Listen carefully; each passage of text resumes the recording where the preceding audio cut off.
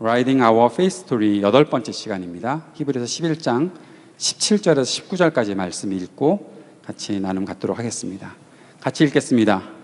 시작. 아브라함은 시험을 받을 때에 믿음으로 이삭을 바쳤습니다. 더구나 약속을 받은 그가 그의 외아들을 기꺼이 바치려 했던 것입니다. 일찍이 하나님께서 아브라함에게 말씀하시기를 이삭에게서 내 자손이라 불릴 자손들이 태어날 것이다 하셨습니다. 하나님께서는 이삭을 죽은 사람들 가운데서도 되살리실 수 있다고 아브라함은 생각했던 것입니다. 그러므로 비유하자면 아브라함은 이삭을 죽은 사람들 가운데서 되받은 것입니다. 아멘. 히브리서에 아브라함이 2번 등장을 하게 되는데요. 첫 번째는 우리가 몇 주 전에 함께 살폈던 것처럼 아브라함이 어디로 갈지 알지 못했지만 하나님의 부르시는 그 부르심을 듣고 하나님께서 가라고 하시는 땅으로 갔다라는 그런 내용들을 통해서 아브라함이 왜 나그네가 되었을까에 대해서 살펴보았고요. 또 하나 중요한 아브라함의 믿음의 모습이 나타난 것이 아브라함이 이삭을 바치는 장면인데 오늘 그 장면을 함께 보면서 말씀을 나누려고 합니다. 히브리서 11장 17절에서 19절까지 나온 이 말씀은 아브라함이 이삭을 바치는 이 사건, 창세기 22장에 나온 사건입니다.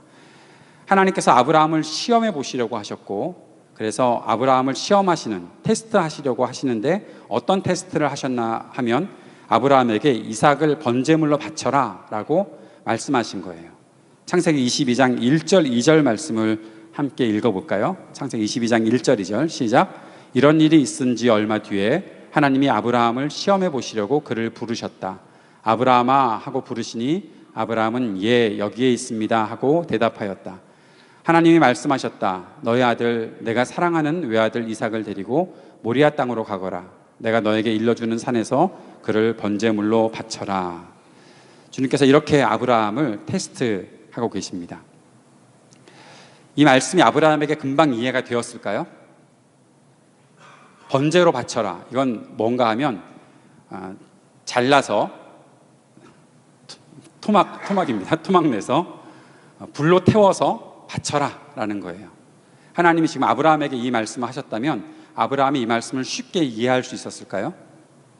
두 가지 이유에서 아브라함은 절대로 이 말씀을 이해하지 못합니다. 첫 번째 이유는 하나님은 사람을 번제로 바치라는, 사람을 칼로 죽여서 잘라서 태워서 바치라, 사람을 그렇게 제사로 바치라는 명령을 하실 분이 아닙니다. 하나님은 그 사람을 제물로 바치는 제사를 가장 싫어하시는 이방인들의 제사법이라고 생각하셔서 이스라엘 백성들에게 절대 그런 짓 하면 안 된다라고 후에도 계속해서 말씀하셨던 것이 있기 때문에 하나님이 이러한 말씀을 하신다는 것은 뭔가 의심해 봐야 되는 거죠. 아브라함이 이렇게 질문했어야 됩니다. 지금 나한테 말씀하신 분이 하나님 맞냐고 그렇게 질문할 수도 있는 그러한 내용입니다. 두 번째 이유가 있습니다. 아브라함이 이것을 이해하지 못하는 것은 아브라함이 이미 이삭 때문에 받았던 약속이 있는 거죠. 무슨 약속이죠? 아브라함의 자손들이 많아지게 할 것이다 하나님께서 약속하셨거든요. 네가 너 아들을 낳을 거고 그 아들을 통해서 수많은 자손들이 생길 거야 라고 말씀하셨는데 아브라함이 그거 기다리고 있었거든요. 근데 아들을 낳지 못하니까 어떻게 했었을까요? 아브라함 아내 사라가 나는 아들을 못 낳겠어. 나는 애를 못 낳아. 그러니까 내 종, 여종 하갈하고 같이 동침하고 아이를 낳으면 될 것 같아. 그것도 당신의 자식이니까. 그래서 하갈을 통해서 이스마엘이 태어났거든요. 이스마엘이 태어나는데 하나님께서 이스마엘 아니래요. 아니야. 너랑 사라랑 그 사이에서 태어난 아들을 통해서 자손을 번성하게 할 거야 라고 주님께서 약속하셨고 결국 사라가 90살 때 아브라함이 100살 때 아들을 낳은 거거든요. 그래서 이삭을 낳았는데 하나님께서 지금 이삭을 죽여서 바치라고 하면 그거 이해가 됩니까? 그러면 이삭을 통해서 축복의 통로가 있을 것이라고, 이 번성하는 그 인구가 많아지는 일들이 있을 것이라고 말씀하셨는데 그거 모순이잖아요. 이거 안 되잖아요. 그래서 아브라함은 그걸 따졌어야 되거든요. 근데 아브라함이 따지지 않았잖아요. 우린 여기서 이런 질문도 던져볼 수 있어요. 그렇다면 말도 안 되는 이 시험을 지금 하고 계시는데 하나님은 왜 아브라함을 이렇게 시험하신 것일까? 그 질문을 한번 해봐야 한다는 것이죠. 이 대답을 찾기 전에 아브라함이 어떻게 반응했는지를 한번 우리 성경 말씀을 통해서 살펴보고자 합니다. 창세기 22장 말씀에는 이런 말씀이 있어요. 아브라함이 하나님께로부터 이렇게 명령을 받자마자 아브라함이 다음날 아침에 일찍 일어나서 출발합니다. 하나님께서 이 명령을 내리시자마자 다음날 아침 일찍 일어나서 출발합니다. 모리아 땅으로 갈 준비를 했어요. 번제에 쓸 장작을 준비했어요. 두 종을 데리고 가요. 아들 이삭과 함께 갑니다. 모리아 땅이 어떤 곳인가 하면 지금 아브라함은 부엘세바라는 곳에 살고 있는데 그 부엘세바라는 곳에서 모리아, 지금의 예루살렘인데요. 그곳까지 가려면 3일 길이 필요합니다. 사흘 동안 갔다라는 거죠. 그런데 좀 전에 이제 나옵시다. 사흘 만에 아브라함이 고개를 들어서 멀리 그곳을 바라볼 수 있었다라고 얘기하고 있어요. 모리아 땅에 간 때까지 사흘 길이 걸렸다라는 거죠. 사흘 동안 아브라함이 어떤 마음이었을까? 왜 아브라함은 사라와 이야기했다는 그러한 기록이 없을까? 아침 일찍 출발한 이유는 이해할 수는 있어도 뭔가 사라와 어떠한 공감을 가지고 있었을까? 거기에 대해서는 아무 기록이 없는 이유는 뭘까? 그런데 오늘 이 말씀에 보면 사흘 만에 아브라함은 고개를 들어서 멀리 그곳을 바라볼 수 있었다. 저는 이 말씀을 읽으면서 여러분은 어떻게 느끼실지 모르겠지만 아브라함이 사흘 동안 고개 숙이고 걸었던 것 같아요. 하늘을 볼 수가 없었던 것 같아요.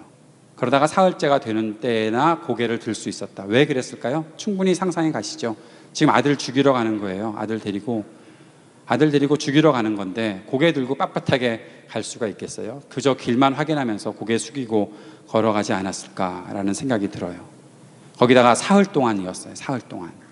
우리 그리스도인들은 사흘 동안 그러면 뭔가 팍 와닿는 뭔가가 있잖아요. 예수님께서 죽으시고 사흘 만에 부활하셨다라는 것, 요나가 사흘 동안 고기 뱃속에 있었다라는 것, 그 모든 것이 그리스도에게 집중이 되는데 뭔가 이것도 그러한 사인이 아닐까라는 생각을 하게 됩니다. 어쨌든 아브라함이 이 죽음과 같은 시간을 보내야 되는데 그 시간을 보내는 그 결단 속에 하나도 하나님 앞에 지금 뭔가 따지는 것도 없고 하나님께 다시 묻는 것도 없고 뭔가 다른 사람들에게 얘기하는 것도 없고 그저 가고 있었다는 거예요. 그리고 나서 모리아 땅에 이르렀을 때 아브라함이 종들을 남겨두고 이삭과 함께 내가 예배드리고 올게 라고 그렇게 산으로 올라갑니다. 그때야 이삭이 묻죠.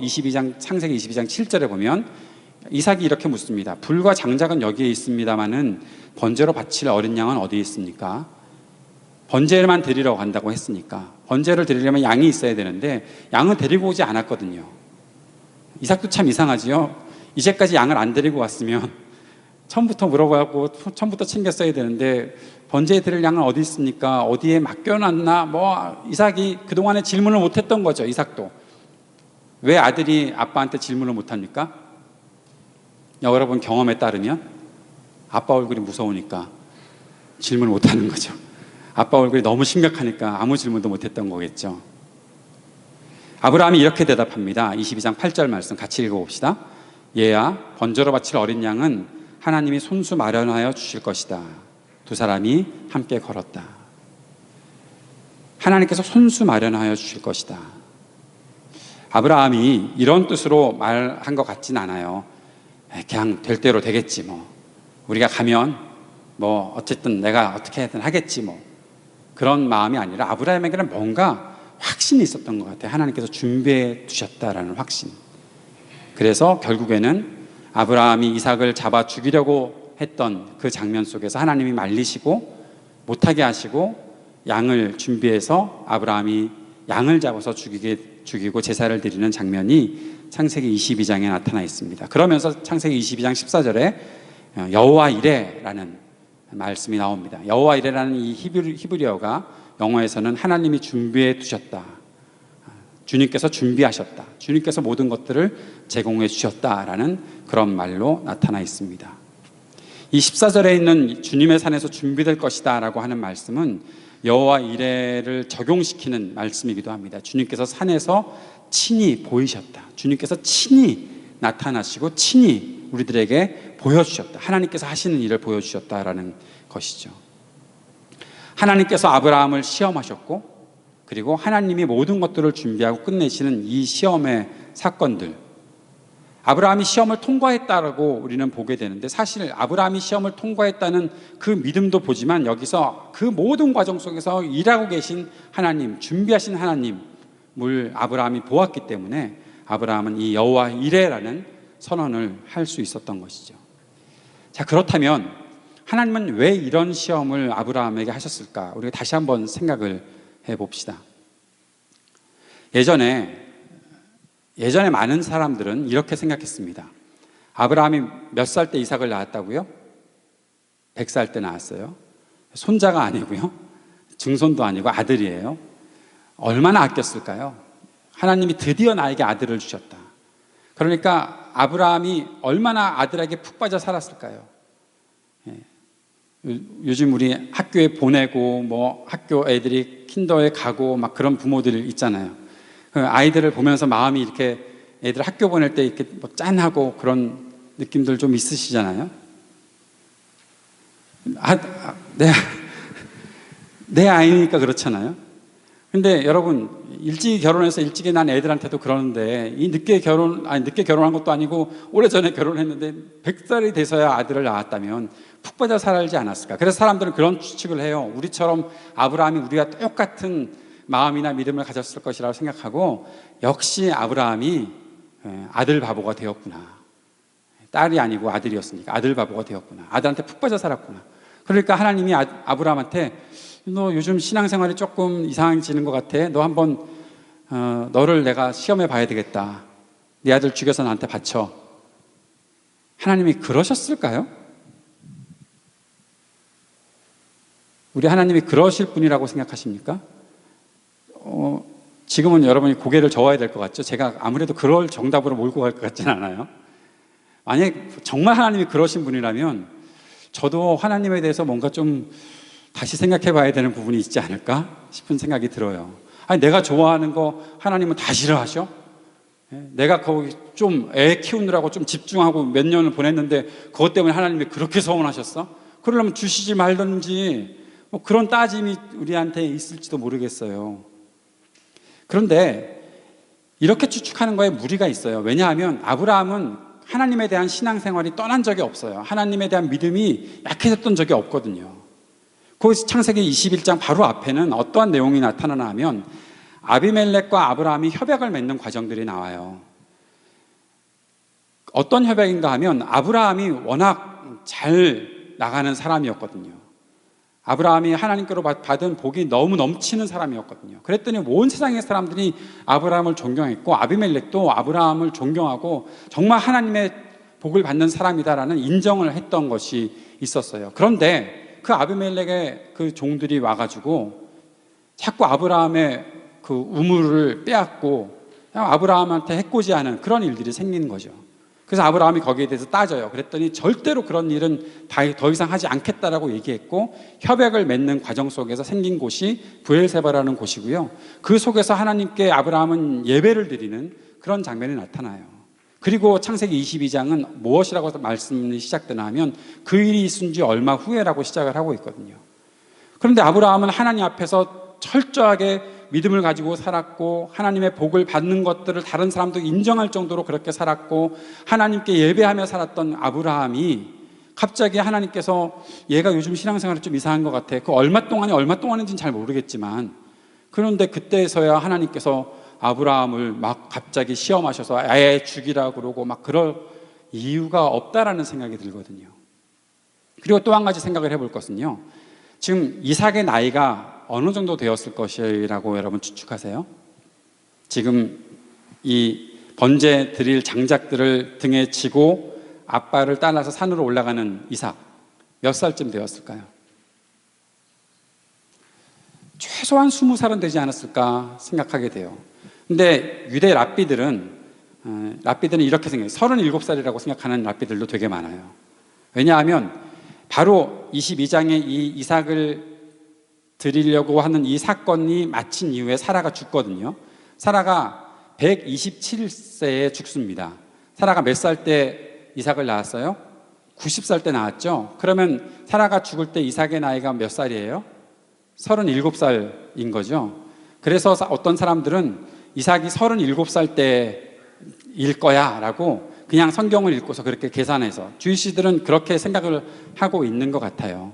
근데 37살이라고 하기엔 조금 무리가 되는 것 같은데 37살이 아니라고 하더라도 이미 짐을 지고 아빠를 따라서 아버지를 따라서 3일 길을 걸어갈 만큼의 어느 정도 장성한 사춘기는 충분히 지난 청소년기도 충분히 지났던 그런 때의 이삭이었다라는 생각이 들거든요. 그리고 또 한 가지 아버지가 예배 드리러 가자 하니까 아무 말 없이 아무 질문 없이 그 모리아산을 보고서야 그때서야 양이 어딨냐고 질문하는 이삭의 그 태도를 보면 이삭도 상당히 믿음 가운데 잘 성장한 것 같아요. 아버지가 하시는 일에 같이 순종하고 같이 따라가는 그런 믿음을 갖고 있었다면 지금 아브라함의 신앙생활에 뭔가 이상이 생겨서 그런 시험을 하신다라고 보기는 어렵지 않겠는가라는 생각을 하게 되는 거죠. 이해가 되세요? 자, 그러면 왜 시험하셨을까? 하나님은 왜 아브라함에게 이러한 시험을 하신 것일까요? 하나님은요, 아브라함을 통해서 하나님의 마음이 그 속에 얼마나 담겨 있는지를 보고 싶으셨어요.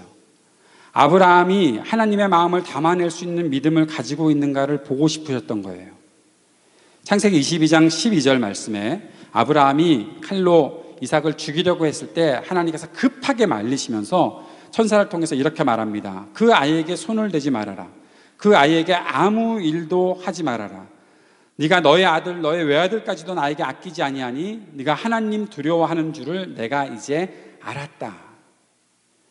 하나님 두려워한다는 게 뭡니까? 하나님이 무서워서 벌벌 떨고 사는 것이라고 말씀드리지 않았어요. 하나님을 경외한다라는 뜻은 하나님 앞에 경건함과 하나님의 그 엄중하심을 바라보며 하나님 앞에서 살아가고 있는 것을 말해요. 지금 아브라함은 하나님 앞에서 떠난 적이 없이 늘 하나님 앞에서 살고 있었다는 것을 하나님께서 보고 계셨어요. 그렇게 알게 되셨어요. 아브라함이 하나님에게서 멀리 떨어져 있지 않고 하나님 앞에 서 있고 하나님과 마주하고 있고 하나님과 마주하면서 하나님의 마음이 그의 마음과 소통하고 있다는 것을 하나님께서 아셨다, 확신하게 되셨다라는 그런 말씀을 하고 계시는 것이죠. 그리고 이 똑같은 말씀을 16절에 다시 반복합니다. 네가 너의 아들 너의 외아들까지도 나에게 아끼지 아니하니 라고 또 한 번 말씀하십니다. 여러분, 그런데 이 말씀을 보면서 뭔가 머릿속에 탁 떠오르는 것 없나요? 네가 너의 외아들까지도 나에게 아끼지 아니하니. 뭐가 떠오르십니까? 교회에 좀 다니셨던 분들은 떠오르는 게 있으실 텐데, 외아들까지도 아끼지 않은 분이 누구십니까? 하나님이시죠. 자신의 독생자 예수 그리스도를 아낌없이 우리를 위해서 주셨던 하나님이시잖아요. 하나님께서 아브라함에게 보고 싶으셨던 것은 얘가 나를 사랑하나 이삭을 더 사랑하나 그것을 보고 싶으셨던 것이 아니라 나는 이 세상을 위해서 나의 아들을 주고 그들이 내 앞에 나오기를 간절히 원하는 그런 마음을 갖고 있는데, 내가 나의 외아들 나의 아들까지도 아낌없이 너희들에게 주려고 하는데 나는 이 마음 가지고 사는데 그 마음을 이해할 수 있는 사람이 이 땅에 있을까? 하나님은 아브라함의 그것을 보고 싶으셨고 아브라함은 그것을 알고 있었던 것 같아요. 그래서 두말 않고 주님 앞에 자신의 아들 드리러 가고 있는 것이죠. 아브라함에게 반드시 복을 주실 것이라고 말씀하신 하나님, 아브라함을 통해서 자신의 모습을, 하나님 당신의 모습을 그대로 보고 싶으셨던 하나님, 이 땅에 독생자 성자 하나님을 그리스도로 보내시고 십자가에서 죽이실 것을 계획하셨을 때 그 마음을 이해하고 품고 살아가는 사람, 그 사람을 하나님께서는 찾기 원하셨던 것이죠. 이렇게 너희들을 사랑하는 나의 마음을 너는 알고 있니? 아브라함, 너는 알고 있니? 라고 물어보시는 것이죠. 그래서 아브라함에게 이삭 바쳐라. 아브라함은 네, 즉시 순종했던 거죠. 인간적인 마음으로 많이 아팠을지 모르지만 내색하지 않고 즉시 순종에 옮겼고 사흘 길을, 그 죽음의 길을 걸어가며 모리아 산을 향해서 갔던 것이죠. 하나님께서 천사를 보내서 급하게 말리지 않을 수 없을 정도로 아브라함은 손에 칼을 들고 이삭을 잡으려고 했던 것이죠. 그림 하나 보여드릴까요? 카라바조가 그린 이삭의 희생이라는 작품입니다. 렘브란트가 그린 것도 한번 보여드릴까요? 렘브란트, 하여튼 많은 화가들이 이 장면을 그림으로 많이 그렸는데, 렘브란트가 그린 장면에 천사가 아브라함의 손목을 딱 움켜잡았을 때 렘브란트는 아브라함의 손에서 칼이 떨어지는 것을 보여주고 있죠. 네. 사실 저렇게 돼야 되는 거 아닙니까? 그런데 앞에 있는 그림 다시 한번 볼까요? 카라바조의 그림, 절대로 칼을 놓지 않습니다. 얘가 이래서는 안 되는데 내가 이 정도 돼서 딱 손목을 잡았으면 손에서 칼을 딱 놓쳐줘야 얘기가 풀릴 것 같은데, 얘 이러다간 진짜로 죽일 것 같은데 싶은 아브라함의 마음은 하나님께서 하신 말씀, 하나님께서 하신 계획, 그것을 끝까지 이루시고 성취하시는 것처럼 나에게 하신 말씀이니 나도 끝까지 성취하겠습니다, 해내겠습니다라는 마음을 가지고서 지금 이삭을 잡으려고 하고 있는 것이죠. 아브라함은 하나님의 마음을 알고 있었던 사람이에요. 하나님의 마음을 아는 것, 그것이 믿음입니다. 히브리서로 돌아와 봅시다. 17절의 말씀, 오늘 읽었던 17절의 말씀에 보면 아브라함은 이삭을 기꺼이 바치려 했습니다. 아브라함은 시험을 받을 때 믿음으로 이삭을 바쳤습니다. 더구나 약속을 받은 그가 그의 외아들을 기꺼이 바치려 했던 것입니다. 이 말씀은 아까 말씀드렸던 것처럼 아브라함에게 그런 질문, 합리적인 의심 할 수 있었던 것이 분명히 있었음에도 불구하고 지금 아브라함은 기꺼이 이삭을 바치려고 했다는 거죠. 어떤 면에서는 아브라함이 가졌어야 되는 질문을 히브리서 기자가 대신 던지고 있는 거예요. 어떻게 기꺼이 그렇게 바칠 수 있었느냐라고 묻고 있는 것이죠. 아브라함은 분명히 믿었습니다. 무엇을 믿었는가? 오늘 19절 말씀에 아주 놀라운 내용들이 담겨 있죠. 하나님께서는 이삭을 죽은 사람들 가운데서도 되살리실 수 있다고 아브라함은 생각했던 것입니다. 그러므로 비유하자면 아브라함은 이삭을 죽은 사람들 가운데서 되받은 것입니다. 아브라함은 부활을 믿고 있었던 사람이에요. 내가 죽였어.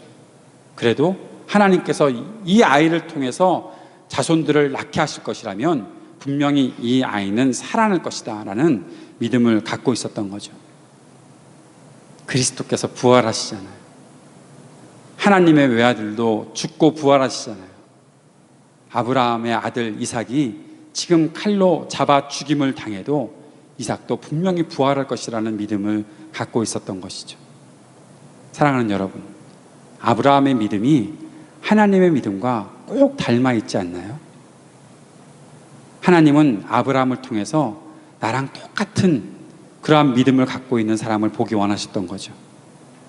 너를 통해서 나를 보기 원한다라고 하나님께서는 말씀하셨던 것이고, 그 말씀에 아브라함은 즉시 순종하고 자신의 모든 것이라고 말할 수 있는 이삭을 드리려고 했던 것이죠. 여호와 이레라는 말은 하나님께서 준비하셨다는 말이라고 말씀드렸습니다. 그 준비가 무엇입니까? 우리를 용서하시고 새롭게 하시기 위해서 하나님께서 그리스도를 이미 예비해 두셨다, 준비하셨다라는 말이 되는 것이죠. 우리의 모든 구원을 이루시는 하나님, 우리에게 필요한 모든 것들을 준비하신 분이 우리 하나님이시다라는 것을 인정하는 것이죠. 그것은 하나님과 동행하는 사람들만, 하나님과 마주 서 있는 사람들만 맛볼 수 있는 은혜입니다. 그렇게 우리가 그리스도를 바라볼 때 우리의 믿음은 더욱더 견고해지는 것입니다. 사랑하는 여러분, 저는 우리의 믿음이 아브라함과 같았으면 좋겠고, 결국에 이것은 우리의 믿음이 하나님과 같았으면 좋겠다라는 생각을 하게 됩니다. 하나님께서 우리를 믿고 계시듯, 하나님께서 우리에게 기대를 품고 계시듯 우리도 하나님을 그렇게 믿었으면 좋겠습니다. 하나님께서 내게 보여주시고 하나님께서 내게 행하시는 그 모든 것들이 하나님과 동행하는 나의 삶 속에 분명히 나를 복되게 할 것이고 나를 유익하게 할 것이고, 이 땅의 다른 것에서 내가 얻는 것이 아닌 참된 하늘의 것들을 누리게 하는 그런 은혜를 내가 누릴 수 있겠습니다라는 그러한 믿음의 고백들이 우리 모두에게 있었으면 좋겠습니다. 하나밖에 없는 약속의 아들을 하나님께 기꺼이 드리려 했던 믿음의 헌신, 아브라함이 우리 전에 나그네처럼 살았다, 나그네가 되었다라고 말씀드렸던 것에서도, 약속의 땅에 살면서도, 아브라함이 약속의 땅에 살면서도 하나님께서 내게 주실 도시를 바라보면서 장막 속에 살았던 것처럼, 약속의 땅에 살면 내가 더 풍성해져야지, 내가 더 많이 가져야지, 집도 더 튼튼하게 짓고 넓은 집을 짓고 살았던 그런 아브라함이 아니라 장막에 살면서 하나님께서 내게 주실 도성을 바라보며 살았던 아브라함, 하나님께서 하실 일들에 대한 분명한 믿음을 가지고 살았던 아브라함처럼 우리의 믿음이 그러한 믿음이 되었으면 좋겠습니다. 그렇게 하신 분이 하나님이시기에 하나님 바라보고 하나님 마주하고 살아가는 우리의 모습이 하나님을 닮아가는 모습, 그것이 진짜 믿음인 것을 드러내고 살았으면 좋겠다라는 것이죠. C.S. 루이스의 순전한 기독교에 나오는 내용을 오늘 잠깐 소개를 시켜드릴까요? 이렇게 얘기합니다. 자신을 포기하십시오. 그러면 진정한 자아를 발견할 것입니다. 자기 생명을 버리십시오. 그러면 생명을 얻을 것입니다. 죽음을 받아들이십시오. 매일의 야망과 이루고 싶은 바람들의 죽음을, 그리고 언젠가 찾아올 몸의 죽음을 받아들이십시오. 온몸과 온 마음으로 받아들이십시오. 그러면 영원한 생명을 발견할 것입니다. 아무것도 남겨두지 마십시오. 주지 않은 것은 진정한 여러분의 것이 되지 못할 것입니다. 여러분 안에서 죽지 않은 것은 죽음을 떨치고 일어서지 못할 것입니다. 자기 자신을 찾으면 결국 미움과 외로움과 절망과 분노와 파멸과 쇠퇴만을 보게 될 것입니다. 그러나 그리스도를 찾으면 그를 만날 것이며 그와 함께 모든 것을 얻을 것입니다. 하나님을 바라보고 살았던 아브라함이 얻어냈던 것이 바로 이것이지요. 자기가 갖고 있었던 것, 내가 가질 수 있겠다고 생각했던 것, 이것은 진짜 내 거다라고, 내가 노력해서 얻은 대가다라고 생각했던 것, 그것들 다 내려놓고 하나님께서 주시는 것만 받고, 하나님께서 주신 것에 내가 풍성함을 누리고 있을 때 그것을 또 누군가에게 주면서 진짜 자기 것을 만들었던 아브라함이 누렸던 복이 바로 이런 것이죠. 이삭을 바치는 것은 자신의 모든 것을 버리는 것이었어요. 그러나 왜 그렇게 할 수 있었는가? 하나님께서 내게 주신 것이니까, 내가 하나님께서 달라고 하실 때 드릴 수 있고 다른 사람에게도 기꺼이 나눌 수 있다고 생각했던 것이 아브라함의 믿음이죠. 하나님 바라보며 하나님을 닮아가는 삶, 하나님께서 보기 원하셨던 것이 그런 아브라함의 믿음이 되었던 것이죠. 하나님을 향한 철저한 믿음, 전적인 헌신, 그 모든 것을 통해서 하나님께 자신을 온전히 보여주실 수 있었던 것이 아브라함의 모습입니다. 우리에게 이런 모습들이 있기를 바랍니다. 사실 이 설교는요, 2016년 7월 10일 날 제가 이 자리에서 했던 설교입니다. 혹시 기억하시나요? 기억 못하시는 여러분을 축복합니다. 똑같은 설교를 해도 기억 못하시고 새로운 설교처럼 들어주시는 여러분 감사합니다. 뒤에 덧붙인 것은 좀 있지만 그때 했던 설교예요. 제가 에임스 반석교회에 처음 와서 설교를 끝냈고, 여러분은 설교를 듣고 청빙 투표를 하셨고, 저는 그 이후에 담임 목사로 왔었으니까요. 그런데 재밌는 경험이 있습니다. 제가 설교를 하러 다니셔서 성경 말씀을 읽고 설교를 시작하는 순간 몇 분이 눈물을 흘리며 우셨어요. 제 설교에 감동이 있어서 그런 것 같진 않고요. 왜 우셨는지 저는 나중에서야 그 이유를 알게 되었는데, 오늘 아무도 안 울잖아요. 똑같은 설교를 했는데 왜 아무도 안 울지? 그때는 울었는데. 근데 그 이유를 나중에 물어봤죠. 그러니까 설교를 끝날 때쯤 돼가지고 울거나 그러면 내 설교가 좀 감동이 됐나 보다 생각을 할 텐데, 설교 본문을 읽을 때부터 우시니까 이분들이 왜 그러시나. 저는 그때 솔직히 마음속에 교회에 우환이 있는 교회가 분명 뭔가 이상이 있어, 왜 사람들이 이러지? 그런 생각이 들었으니까 그때 올까 말까 생각하고 있었거든요. 그런데 나중에 청빙위원들께 들었던 이야기가 있어요. 김만선 목사님, 제 전임 목사님께서 은퇴를 결심하시고 담임 목사 청빙을 시작해야 되는 그 순간에 청빙위원들이 함께 붙잡고 기도했던 말씀이 창세기 22장 말씀이었고, 여호와 이레에 대한 그 말씀 붙잡고 기도를 시작하셨다고 하더라고요. 그러니까 그 청빙위원이었던 분들은 제가 창세기 22장을 설교를 하는 순간부터 요즘 말로 하면 소름 돋는 거죠. 그리고 아마 감동이 되어서 우셨던 것으로 그렇게 제가 들었던 기억이 있습니다. 하나님은 우리를 위해서 준비하시는 분이시다. 사랑하는 여러분, 그 사실을 여러분 정말로 믿음으로 경험해 보신 적이 있으십니까? 저와 우리 교회는 이미 그것을 경험하면서 지난 3년을 지내왔었고 앞으로도 그렇게 지낼 것 같습니다. 그리고 또 한 가지, 우리가 잊지 않는 이런 어떠한 구체적인 우리의 생활 속에서 드러나는 것들도 하나님께서 우리를 위해서 준비하시는 것이 분명하지만 더 우리가 바라봐야 될 하나님의 준비하심은 그리스도를 통해서 나타나는 것이죠. 우리의 모든 것을 위해, 우리의 하나님 앞으로 나아가는 삶을 위해, 우리를 위해서 자신의 모든 것을 기꺼이 드리며 헌신하셨던 그리스도께서 계시기에 우리는 여호와 이레를 외치며 하루하루 살아갈 수 있는 것이죠. 사랑하는 여러분, 하나님께서는 우리를 위해 모든 것을 준비하시는 분이십니다. 우리를 회복시키기 위해서도 준비하시는 분이십니다. 우리가 묵상하고 있는 에스겔서 36장 36절 37절 말씀에 이런 말씀이 있었어요. 그때야 비로소 너희의 사면에 남아있는 여러 나라들이 바로 나 주가 무너진 것을 다시 세우며 황폐한 땅에 다시 나무를 심는 줄을 깨달아 알 것이다. 나 주가 말하였으니 내가 이룰 것이다. 누가 나무를 심는다고요? 누가 회복시키신다고요? 우리의 노력이 아니라 하나님께서 하신다고요. 아브라함에게 양을 준비해 놓으셨던 하나님이 아브라함이 드릴 예배도 준비해 주셨던 것처럼 우리가 하나님 앞에 들어와서 회복되는 삶을 살아가게끔 모든 것들을 하나님께서 하실 것이라고요. 준비하셨고 계획하셨고 이루실 것이라고요. 37절에 이런 말씀까지 있습니다. 나 주 하나님이 말한다. 이제 나는 다시 한번 이스라엘 족속을 시켜서 내게 도움을 간청하게 하겠고 그들의 인구를 양떼처럼 불어나게 하겠다. 우리가 기도하게 하는 것도 하나님께서 준비시키실 거라고요. 내 힘으로 내가 어떻게 나갈 수 있을까? 내가 어떻게 하나님 앞에 한번 일어날 수 있을까? 우리는 그런 걱정하고 있을 때 하나님께서는 이미 우리를 불러 모으시고 하나님 앞에 나아갈 길들을 예비해 두시고 그 길을 걷도록 인도하실 것이다. 하나님이 하시겠다. 하나님이 반드시 세우시고 하나님이 반드시 이루실 것이다 라고 말씀하시는 것이죠. 그런 하나님 믿고서 살아가고 싶지 않습니까? 아브라함이 그랬던 것처럼, 믿음의 조상들이 그랬던 것처럼, 우리가 3년 전에 그랬던 것처럼 앞으로 우리가 나아가야 될 모든 미래 속에 그 하나님 믿고 그 하나님과 동행해 보고 싶지 않으십니까? 사랑하는 여러분, 우리의 믿음은요, 단순히 누군가보다 나은 믿음, 내가 누구보다 좀 비교해서 조금 더 나은 믿음, 그렇게 갖는 것이 목표가 아니에요. 우리의 믿음의 목표는 하나님 마음에 합한 믿음을 가지고 살아가는 거예요.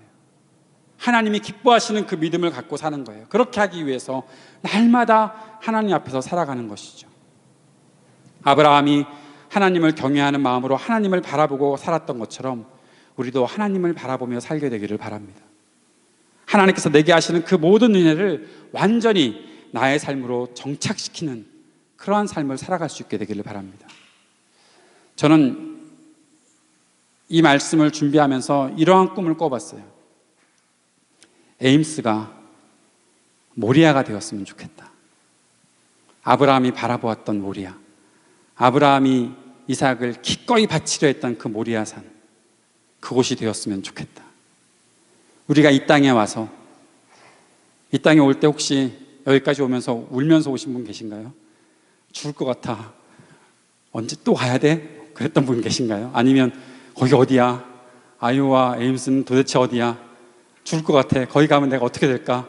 그런 생각 갖고 오셨던 분들 계신가요?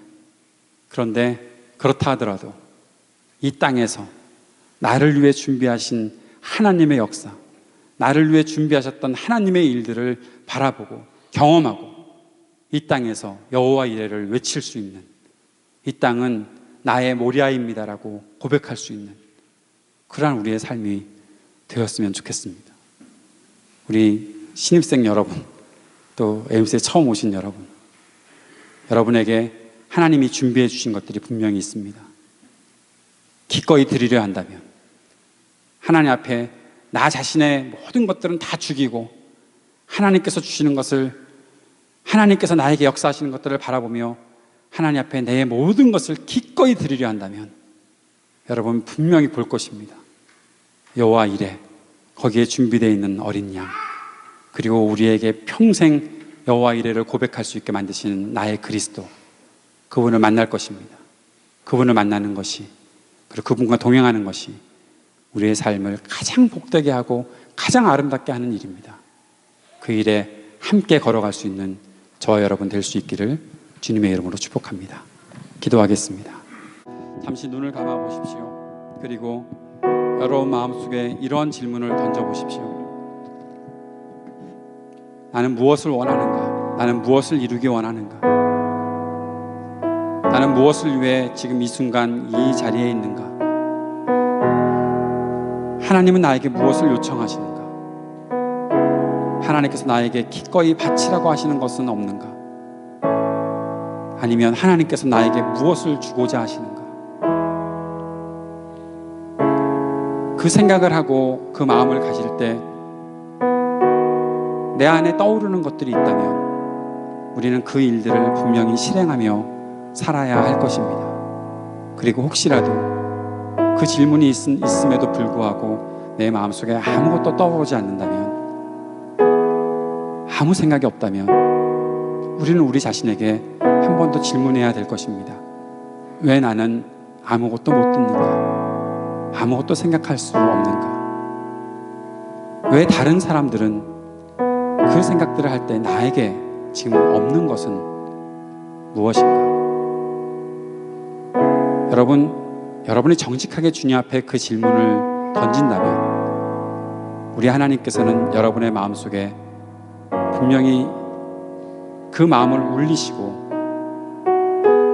생각하게 하시는 것이 있을 것입니다.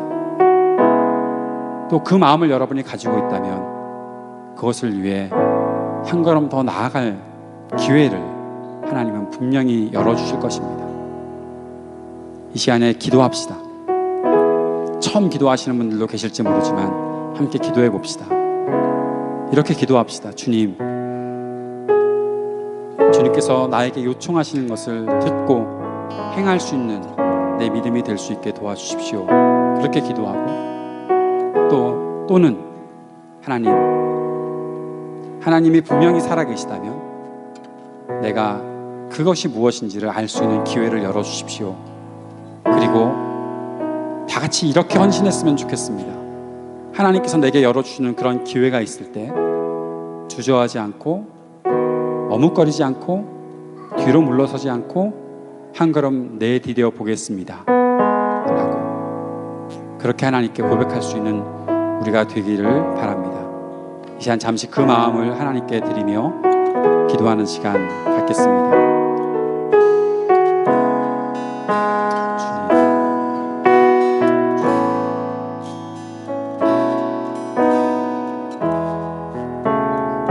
듣게 하시고 깨닫게 하시고 생각하게 하시고 울림이 있게 하시고 주님께서 우리의 마음을 움직이시는 그 순간 주의 말씀 앞으로 나아갈 수 있는 우리들이 되도록 인도하여 주옵소서. 주님.